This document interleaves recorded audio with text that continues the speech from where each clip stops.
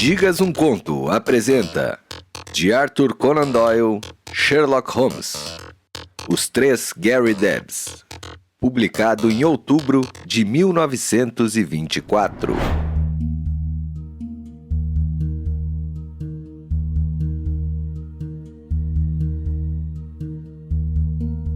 Tanto podia ter sido uma comédia como uma tragédia. A um homem custou a perda da razão, a mim custou um pouco de sangue, e a um terceiro custou as penas da lei. Entretanto, houve em tudo um elemento de comédia. O leitor que julgue por si mesmo.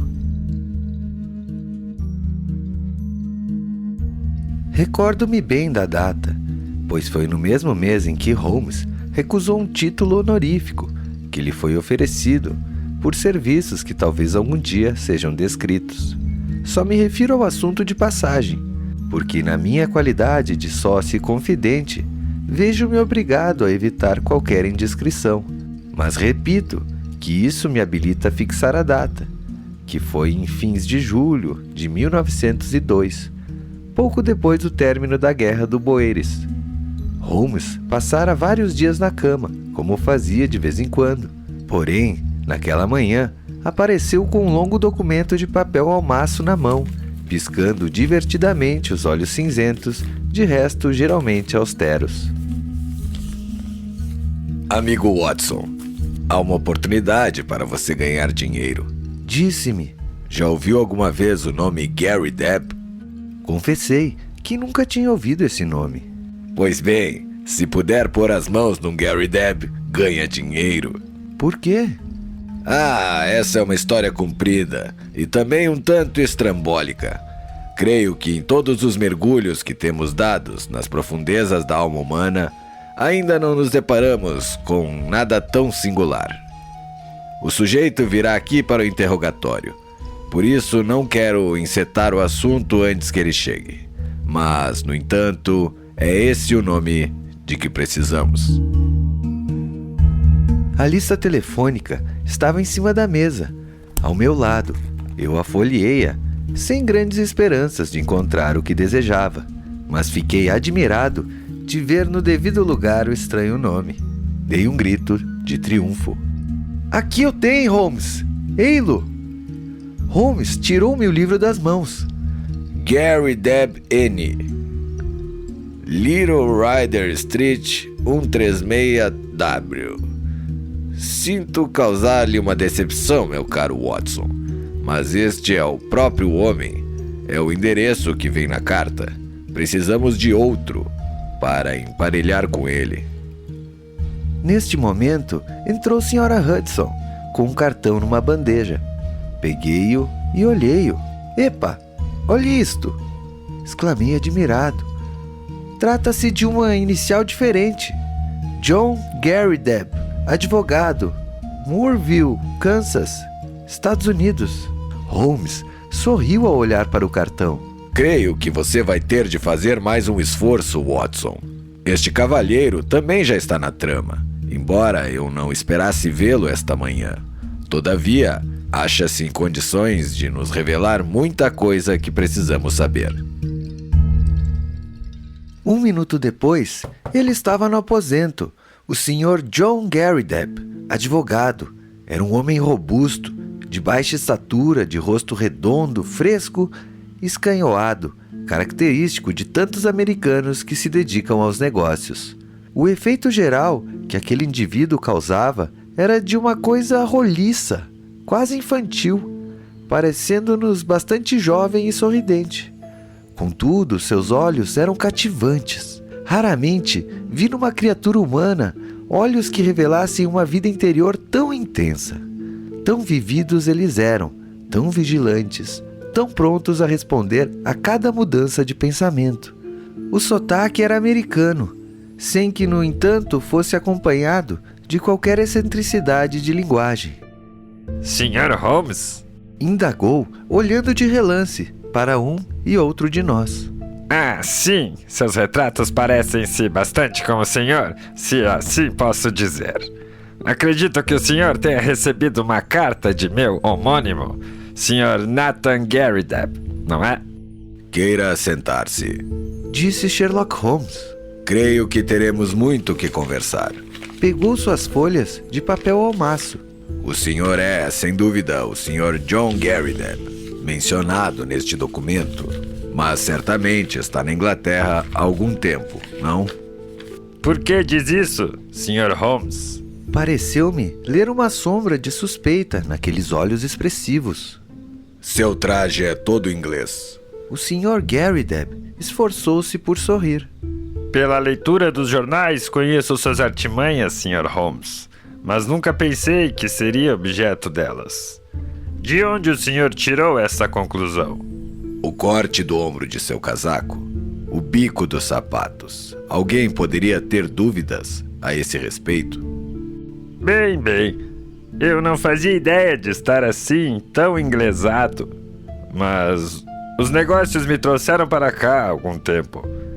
E por isso, segundo o senhor me diz, meu traje é quase todo londrino. Todavia, o seu tempo é, como suponho, valioso. E não nos encontramos aqui para falar de moda. Que diz esse papel que tem na mão?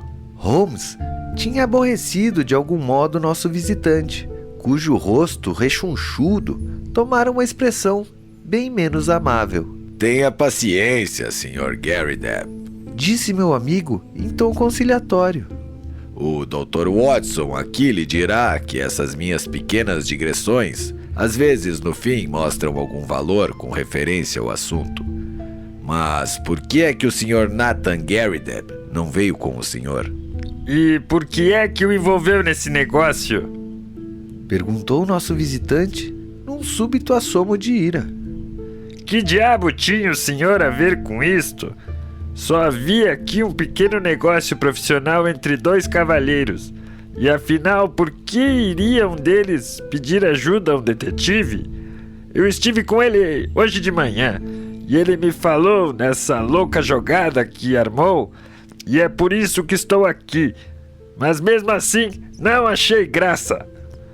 Não houve segundas intenções a seu respeito, Sr. Garrideb. Foi simplesmente zelo da parte dele, a fim de atingir o objetivo comum aos dois. Objetivo esse é, segundo me consta, de capital importância para ambos. Ele sabia que eu tinha meios de obter informações e, portanto, era muito natural que se dirigisse a mim. O semblante irado de nosso visitante foi pouco a pouco se desanuviando. Bem, se é assim, a coisa se modifica. Quando o procurei hoje de manhã, ele me disse que tinha mandado chamar um detetive. Imediatamente lhe perguntei o seu endereço e vim aqui. Não quero que a polícia se intrometa no negócio particular. Mas se o senhor se dispõe a descobrir o homem, não vejo nenhum mal nisso.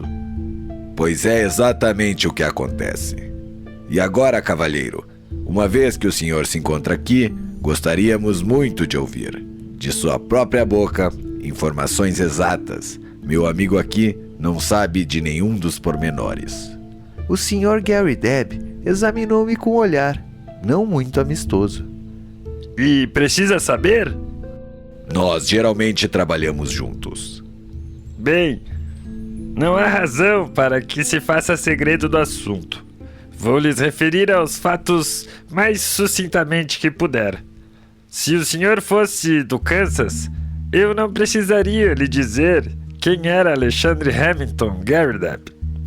Ele fez fortuna com imóveis, depois ganhou dinheiro na venda de trigo em Chicago, mas empregou-o comprando tanta terra ao longo do rio Arkansas, a oeste do Forte Dodge, que daria para formar um condado inglês. É terra de pastagem, terra de madeira, terra arável, terra de minerais, enfim, toda espécie de terra que rende dólares ao homem que possui. Não tinha parente nem amigos. Ou se tinha, nunca ouviu falar deles. Mas nutria certo orgulho pela extravagância de seu nome. Foi isso que nos reuniu. Eu estava advogando em Topeka e um dia recebi uma visita do velho, que dava um dedo uma mão para encontrar outro homem com o mesmo nome. Era uma fantasia sua, ele estava resolvido a descobrir se havia no mundo outros Gary Debs. Encontre-me outro, disse ele. Respondi que era um homem ocupado, que não podia passar a vida correndo o mundo à procura de Gary Debs. Seja como for, acrescentou, é justamente o que meu amigo vai fazer se as coisas saírem de acordo com os meus cálculos. Pensei que o homem estivesse brincando, mas suas palavras foram ditas a sério. Como não tardei a descobrir, pois ele morreu um ano depois de tê-las proferido e deixou um testamento. Era o testamento mais estapafúrdio que já deu entrada nos cartórios do estado do Kansas. Suas propriedades estavam divididas em 3 partes, devendo tocar-me uma delas com a condição de que eu encontrasse 2 Gary Debs para partilharem o restante. São $5 milhões para cada um, nem um centavo a menos. Mas não podemos pôr um dedo neles enquanto não estivermos os 3 em fila. Era uma oportunidade tão tentadora que pus de lado minhas causas e saí em busca de Gary Debs. Nos Estados Unidos não há um sequer. Meti-me nisso, Holmes, como quem procura agulha num palheiro. E nunca cheguei a descobrir um único Gary Deb. Vim então tentar a sorte no velho mundo, pois não é que lá estava o nome na lista telefônica de Londres. Fui procurá-lo há 2 dias e expliquei-lhe o caso, tintim por tintim. Ele, porém, como eu, um homem solteiro com alguns parentes, mas todas mulheres. No testamento está estipulado: 3 homens adultos. Como o senhor vê, temos ainda uma vaga, e se o senhor puder nos ajudar a preenchê-la, estaremos prontos a pagar-lhe por isso. Muito bem, disse Holmes, sorridente. Eu não disse que a questão era um tanto fantástica? Não seria boa tática, cavalheiro, o senhor colocar um anúncio nos jornais na seção de desaparecidos? Já o fiz, Sr. Holmes, e não houve resposta. Sim, senhor. Trata-se realmente de um probleminha difícil. Em minhas horas de lazer, vou ver se dou um pouco de atenção a isso. A propósito, é curioso que o senhor venha vindo de Topeka. Tive lá um correspondente já falecido, o velho Dr. Lysander Starr, que foi prefeito por volta de 1890. Excelente pessoa, o velho Dr. Starr, disse o nosso visitante. O nome dele ainda é respeitado. Bem, Sr. Holmes, suponho que nos compete é ficar em contato com o senhor e inteirá-lo dos progressos que venha a fazer. Calculo que voltaremos a procurá-lo dentro de 1 ou 2 dias. Feita essa última observação, nosso americano inclinou-se e partiu. Holmes acendera o cachimbo e permaneceu algum tempo pensativo, com um sorriso enigmático nos lábios. Então, indaguei por fim. Estou curioso, Watson. Realmente curioso. A respeito de quê? Holmes tirou o cachimbo da boca. Estou curioso por saber, Watson, com que intuito este homem veio aqui desfiar aquele rosário de mentiras. Estive quase para perguntar a ele, pois há ocasiões em que um ataque brutal e direto é a melhor política, mas achei melhor deixá-lo supor que nos tinha enganado. Surge-nos aqui um homem com um casaco gasto no cotovelo e com joelheiras nas calças, já com 1 ano de uso, e contudo, segundo este documento e por seu próprio testemunho, é um provinciano da América recentemente chegado a Londres. Não saiu nenhum anúncio nos jornais. A seção de desaparecidos é a minha leitura favorita, é onde descubro a minha caça. E não havia de ser um fazão dourado como esse que iria me escapar. Nunca conheci nenhum Dr. Lysander Starr de Topeka. Onde quer que o toquemos, o homem é falso. Para mim é realmente americano. Mas já poli o sotaque com alguns anos aqui à beira do Tâmisa. Qual é, pois, o seu jogo e que motivo se esconde por trás dessa busca de Gary Debs? Merece nossa atenção, porque supondo que o homem seja um patife, é sem dúvida nenhuma um indivíduo engenhoso. Cumpre-nos agora averiguar se o nosso outro correspondente também é um trapaceiro. Ligue para ele, Watson. Cumpri a ordem e ouvi do outro lado da linha uma voz fina e trêmula. Sim, senhor. Sou Nathan Garrideb. O senhor Holmes está em casa? Desejaria muito dizer-lhe 2 palavras. Meu amigo pegou o fone e ouviu o habitual diálogo entrecortado. Sim, esteve aqui. Sim, senhor. Suponho que o senhor não o conheça. Há quanto tempo? Apenas 2 dias? Sim, sim. Não há dúvida que é uma proposta tentadora. O senhor estará em casa hoje à tardinha? Espero que o seu anônimo não esteja aí. Muito bem. Então estaremos aí. Pois eu preferia conversar com o senhor sem a presença dele. O Dr. Watson irá comigo. Pelo seu bilhete, fiquei sabendo que o senhor não sai muito de casa. Pois então, apareceremos aí mais ou menos às 6. Não é preciso que diga nada ao advogado americano. Muito bem, até logo.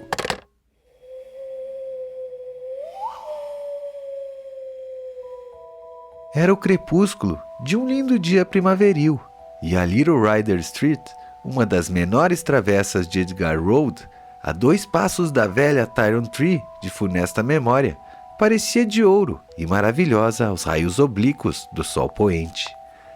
A casa para a qual nos dirigíamos era um edifício grande, antiquado, da primeira fase da época georgiana, de fachada lisa de tijolos, interrompida apenas por 2 janelas salientes no andar térreo. Nosso cliente vivia nesse andar, e 2 janelas baixas formavam exatamente a frente ampla da sala em que passava suas horas de vigília. Ao chegarmos, Holmes indicou a pequena placa de latão que ostentava o estranho nome. Já conta alguns anos, Watson. Observou, mostrando a superfície descolorida da placa. Pelo menos esse é seu nome verdadeiro, o que é digno de nota. A casa tinha uma escada comum e viam-se vários nomes pintados no vestíbulo, uns indicando escritórios e outros simplesmente residências. Não era bem um prédio residencial, a moradia de solteirões boêmios. Nosso cliente abriu ele mesmo a porta, desculpando-se com o pretexto de que a criada saía às 4 horas. O Sr. Nathan Garrideb era um homem alto e desengolçado, de costas redondas, magro e calvo, de mais de 60 anos. Sua fisionomia era lívida, tendo a pele sem vida das pessoas para quem o exercício é desconhecido. Grandes óculos redondos e uma saliente barbicha de bode acrescentavam à sua postura encurvada um ar de marcada excentricidade. O efeito geral, entretanto, apesar de estranho, não desagradava. O aposento era tão singular como o ocupante. Parecia um pequeno museu. Era vasto e fundo, rodeado de armários cheios de espécies geológicos e anatômicos. Caixas com borboletas e mariposas ladeavam a entrada. Uma mesa grande ao centro estava abarrotada de coisas, ao passo que o tubo alto de latão de um potente microscópio sobressaía de todo o resto. Dando uma vista de olhos geral, fiquei surpreso com a universalidade dos interesses do homem. Havia aqui uma caixa com moedas antigas, ali um armário de instrumentos de sílex.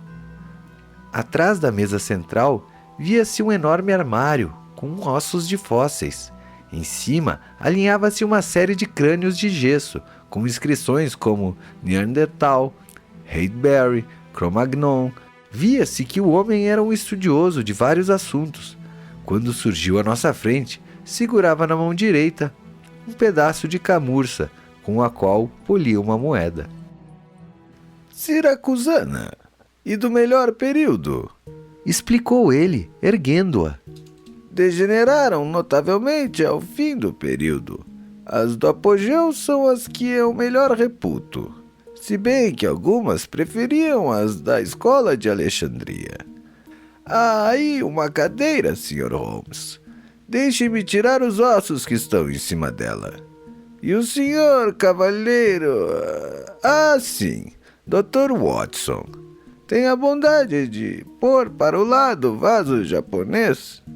Os senhores podem ver à minha volta os pequenos interesses da minha vida. O médico ralha comigo porque não saio de casa. Mas como sair se há aqui tanta coisa que me prende? Posso lhes garantir que a catalogação adequada de um só desses armários me tomaria uns bons 3 meses. Holmes lançou os olhos em torno com curiosidade. O senhor disse que nunca sai? Perguntou ele. De vez em quando eu vou de carro até Sotheby ou a Christie's. A não ser isso, raramente deixo meus aposentos. Não sou muito forte e minhas pesquisas são muito absorventes. Mas deve imaginar, Sr. Holmes, que choque terrível, agradável, mas terrível, foi para mim saber dessa incomparável boa sorte. Falta apenas mais um Gary Depp para completar o trio, e certamente haveremos de encontrá-lo. Eu tinha um irmão, mas morreu, e parentes mulheres não me servem. Mas é impossível que não há outros no mundo. Ouvi dizer que o senhor tem tratado de casos estranhos, e foi por isso que mandei chamá-lo. Naturalmente, esse cavalheiro americano tem razão, e eu deveria ter falado primeiro com ele, mas procedi com a melhor das intenções.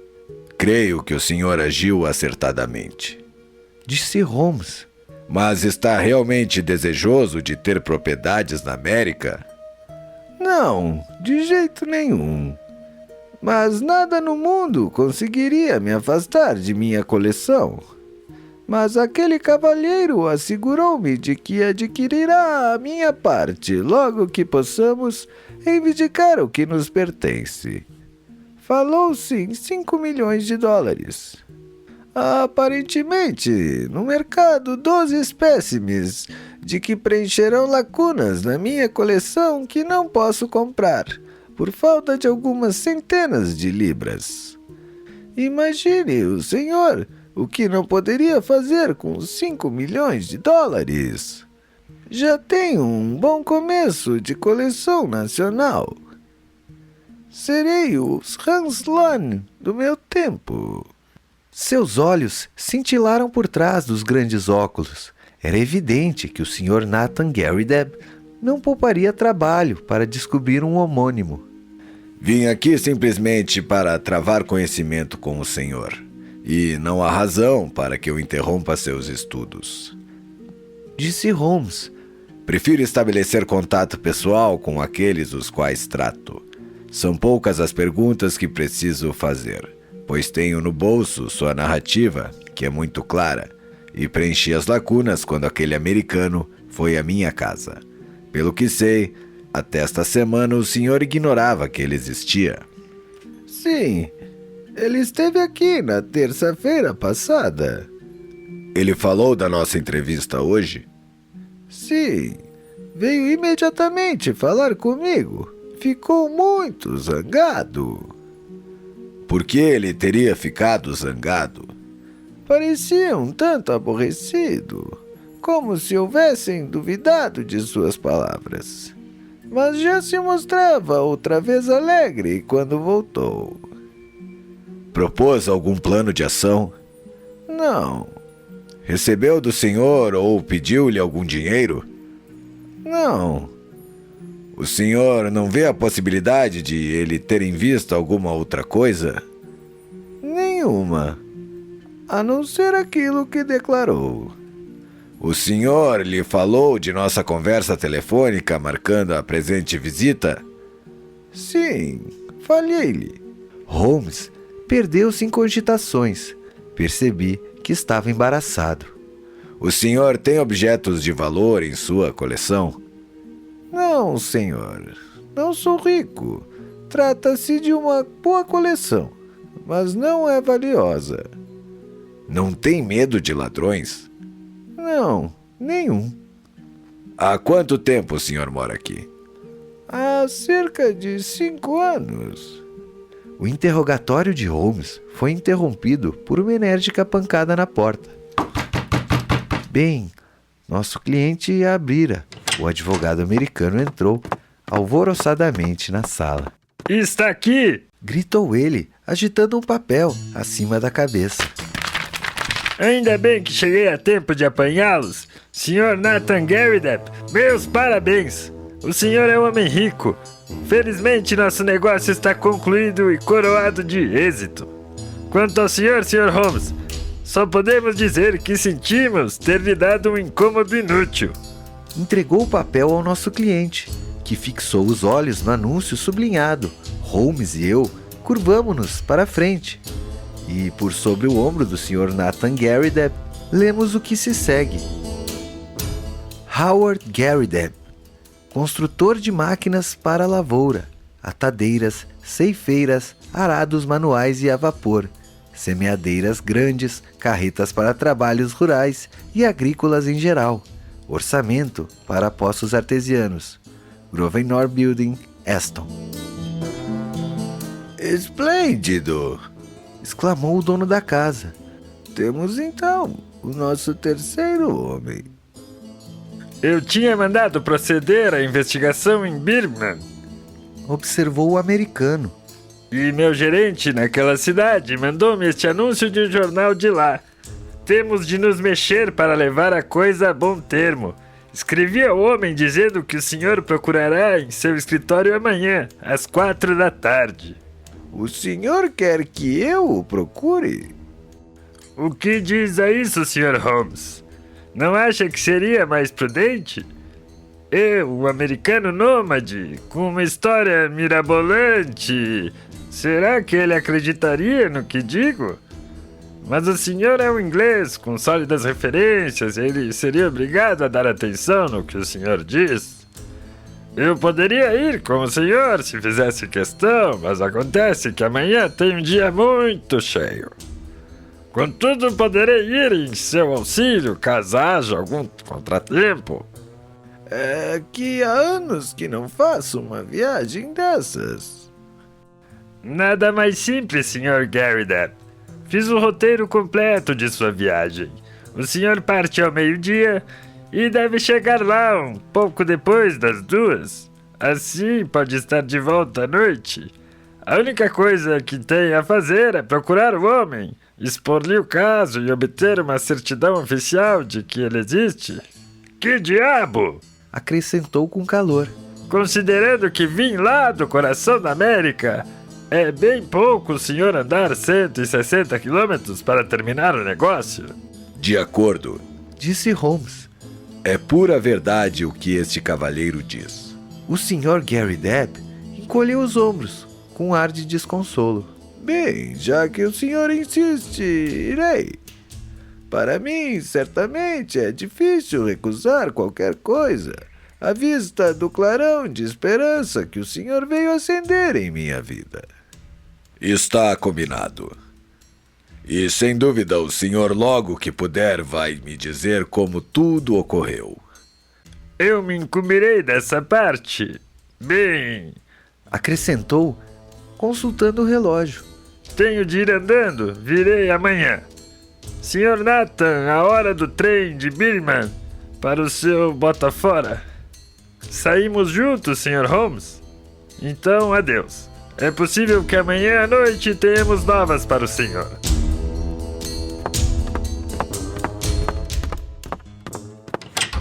Reparei que o semblante de meu amigo se desanuviou depois que o americano saiu do aposento e que sua expressão de perplexidade se desvaneceu.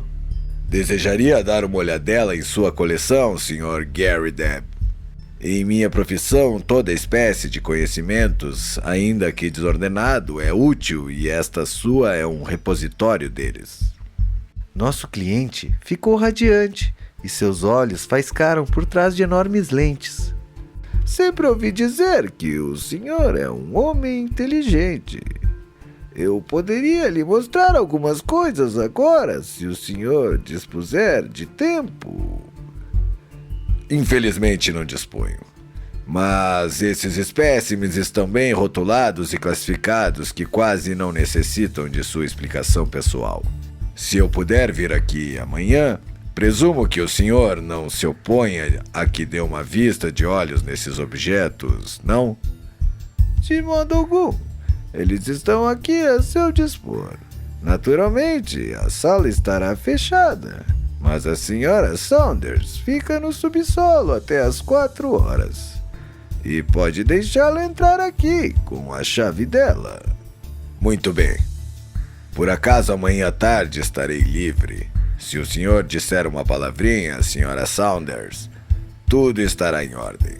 Por falar nisso, quem é o locador desse prédio? Nosso cliente admirou-se ao ouvir a inopinada pergunta. Holloway Steel, na Edgar Road. Mas por quê? Também tem um pouco de arqueólogo quando se trata de casas. Disse rindo Holmes. Estava desejoso de saber se esse prédio é da época da Rainha Ana ou do período georgiano. Do último, sem dúvida. Realmente, eu deveria ter refletido um pouco mais. Identifica-se logo. Bem, até outra vez, Sr. Garrideb. Desejo-lhe pleno êxito em sua viagem amanhã. O escritório do locador ficava próximo, mas o encontramos fechado, de modo que dirigimos nossos passos para Baker Street. Holmes só voltou ao assunto depois do jantar.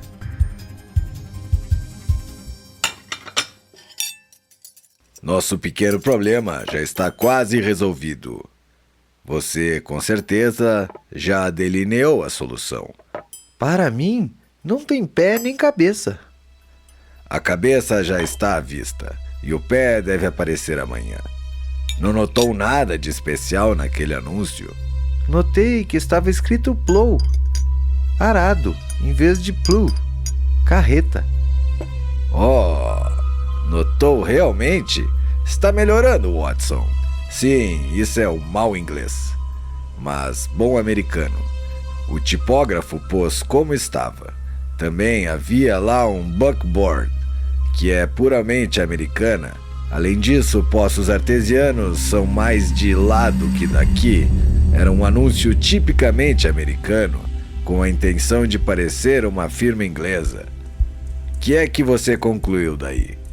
Só posso conjecturar que foi esse advogado americano quem o fez publicar no jornal. Qual o seu intuito é que não sei.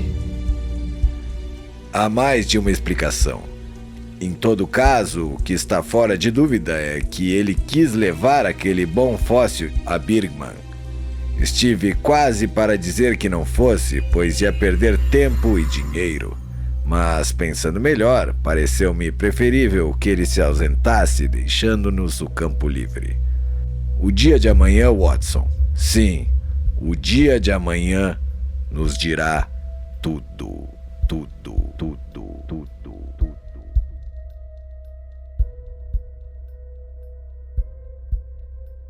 Holmes levantou-se cedo e saiu. Quando voltou para o almoço, notei que estava preocupado. Prefiro usar de franqueza, embora saiba que será mais uma razão para que você queira se meter de corpo inteiro no perigo. Já o conheço bem, meu caro Watson. Como quer que seja, há perigo, e é bom que você saiba. Não é a primeira vez que arriscamos a pele junto, Holmes, e espero que não seja a última. Que perigo especial há desta vez?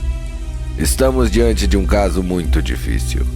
Identifiquei o Sr. John Garrideb, advogado. Não é outro senão Evans, o matador. O matador. O matador. O matador. De reputação sinistra e assassina. Creio que estou na mesma. É que não faz parte da sua profissão ter memória de uma lista de todos os criminosos de Londres. Estive na Yard com meu amigo Lestrade. É possível que aquela gente não seja um portento de imaginação e intuição. mas não há no mundo quem os ultrapasse em exatidão e método. Lembrei-me de que poderíamos procurar nos registros deles a pista de nosso amigo americano. Dito e feito, lá estava, na galeria de retratos célebres, sorrindo para mim, seu rosto gorducho, James Winter, também conhecido por Morycroft, também conhecido por Evans, o matador, segundo a inscrição abaixo da fotografia. Holmes tirou do bolso o envelope. Tirei algumas notas do dossiê dele. Idade, 44 anos. Natural de Chicago. Consta haver matado a tiro 3 homens nos Estados Unidos. Escapou da penitenciária por influência política. Chegou a Londres em 1893. Alvejou um homem com quem jogava cartas num cabaré em Waterloo Road, em janeiro de 1895. O homem morreu, tendo-se provado que foi ele o agressor na briga. O morto foi identificado como sendo Roger Prescott, famoso em Chicago como moedeiro falso e trapaceiro. Evans, o matador, foi posto em liberdade em 1901. A partir daí, tem estado sob vigilância da polícia. Mas, tanto quanto é possível saber, tem levado vida honesta. Homem muito perigoso. Geralmente usa arma, estando preparado para utilizá-la. É esse nosso pássaro, Watson. Um espertalhão. Há de convir. Mas o que é que ele pretende? Bem, o caso começa a se definir. Estive no escritório dos locadores do prédio. Nosso cliente, conforme ele mesmo nos disse, mora lá há 5 anos. Antes dele, a parte que agora ocupava esteve alugada durante 1 ano. O inquilino anterior era um cavalheiro, senhor do seu nariz, chamado Waldron. No escritório recordam bem da aparência de Waldron. Desapareceu de repente e não se teve mais notícias dele. Era um homem alto, usava uma barba, era muito moreno. Ora, Prescott, o homem a quem Evans, o matador, assassinou, era, de acordo com a Scotland Yard, um homem alto, moreno, de barba.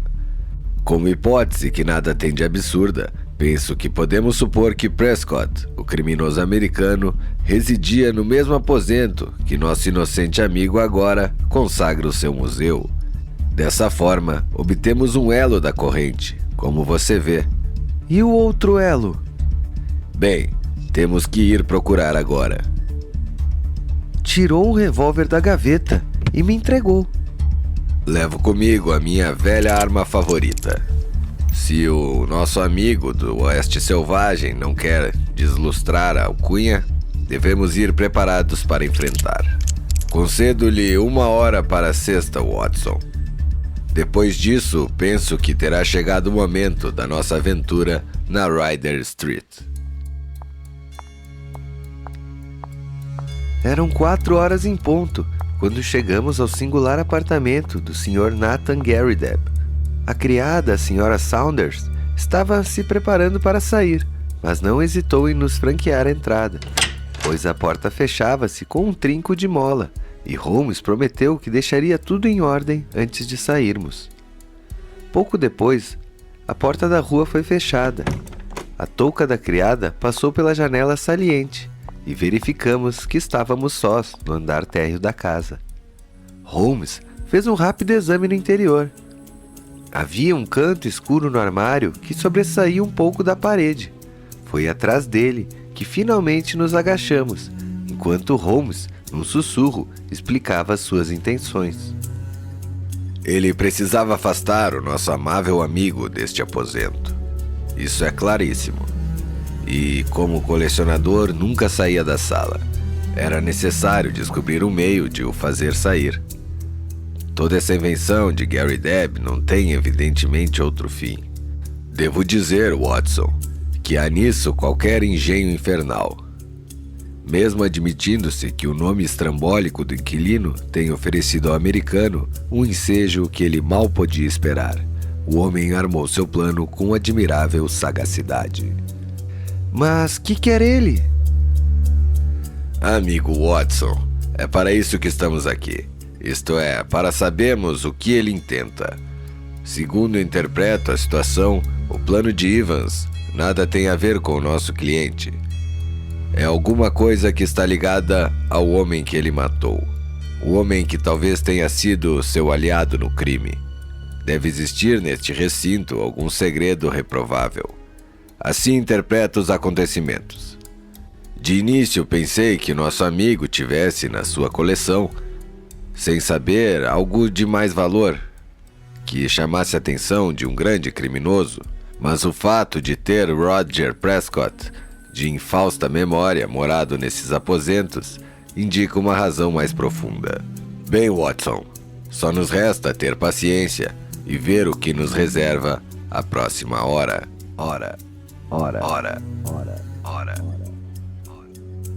Essa hora não tardou muito a soar.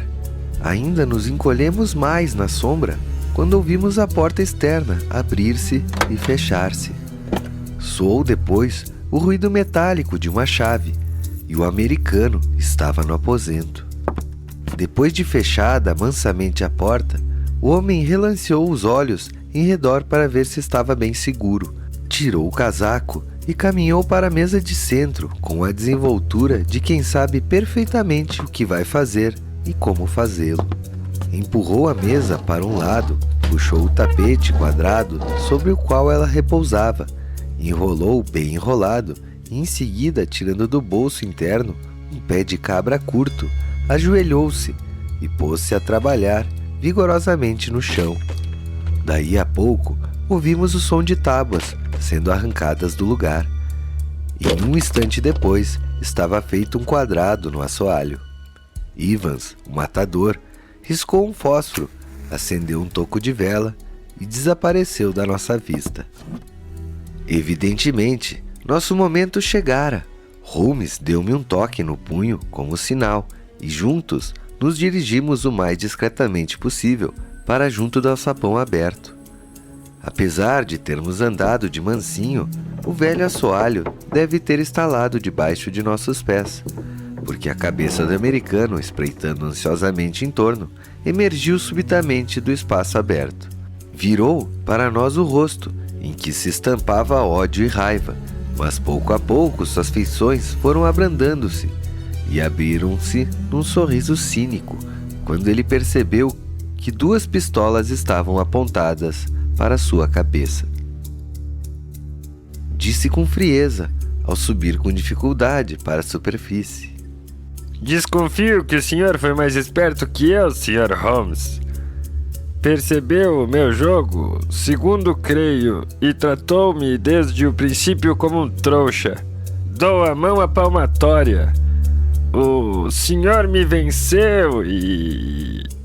Num instante, sacou do peito um revólver e deu 2 tiros.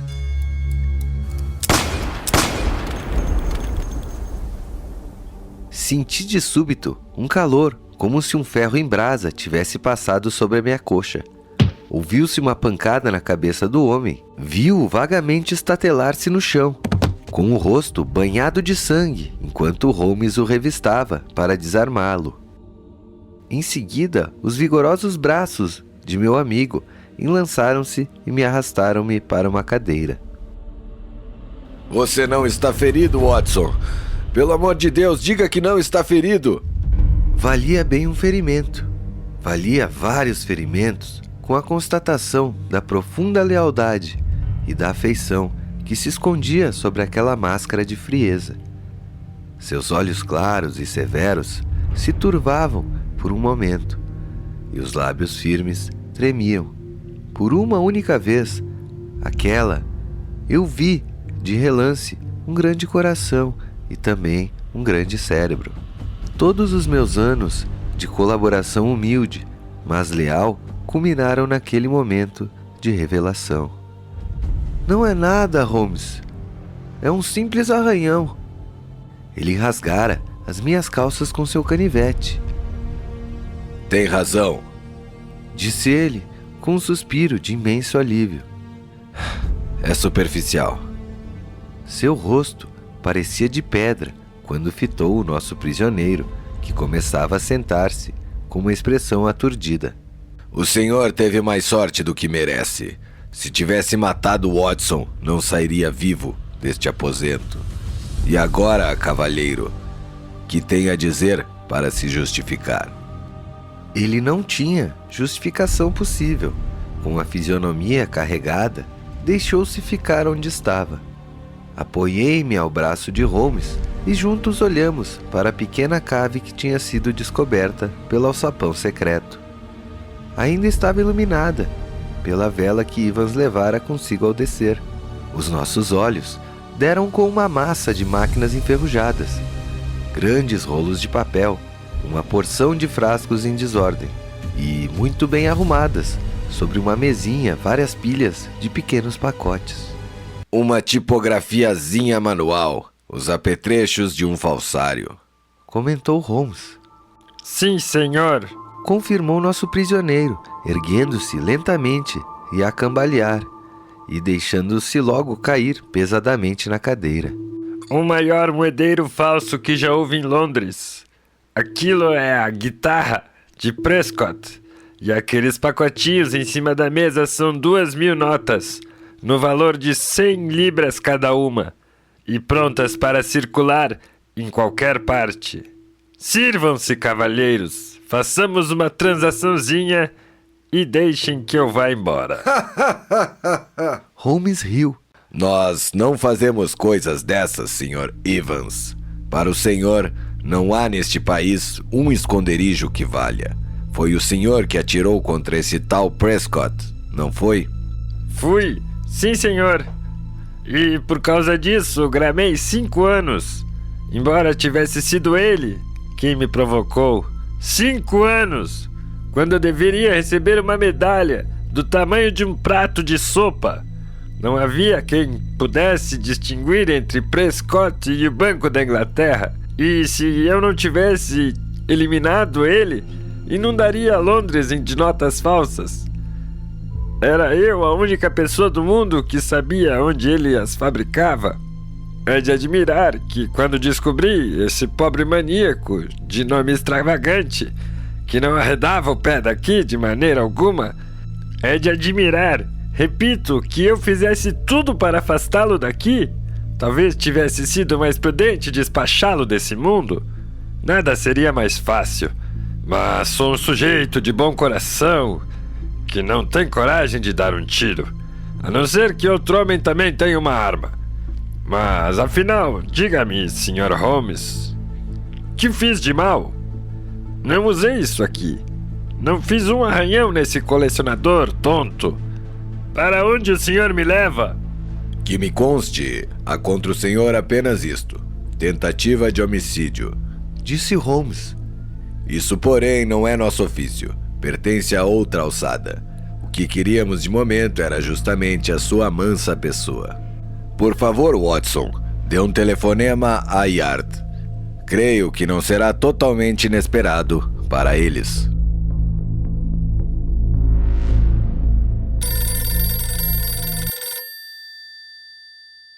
Foram então esses os fatos referentes a Evans, o matador, e a sua esplêndida invenção dos 3 Gary Debs. Viemos a saber depois que o nosso pobre amigo não se refez mais do choque ao se dissiparem de seus sonhos. Quando caiu o castelo que ele tinha erguido no ar, ele o sepultou debaixo das ruínas. A última notícia que tivemos dele é que ele estava numa casa de saúde em Brixton. Na Yard, foi um dia alegre quando se descobriu o material de Prescott, pois, embora se soubesse da sua existência, nunca se havia conseguido, após a morte de um homem, saber onde estava. Evans realmente prestara um grande serviço, contribuindo para que vários dos respeitáveis componentes do Departamento de Investigação Criminal dormissem mais tranquilos, porquanto o falsário, na sua terrível especialidade, é um perigo permanente para o público. Eles concordariam, de boa vontade, com a concessão daquela medalha do tamanho de um prato de sopa, a que iludira o criminoso. Mas o tribunal, que não sabia dar o justo valor às coisas, foi de opinião menos favorável, e o matador tornou as sombras de onde pouco antes havia emergido.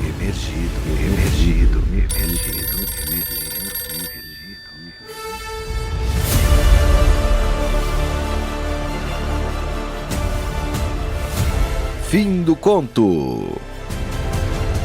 De Arthur Conan Doyle, Sherlock Holmes, Os Três Garridebs. Publicado em outubro de 1924. Narração: Diego Vezaro. Inscreva-se. Curta E compartilhe.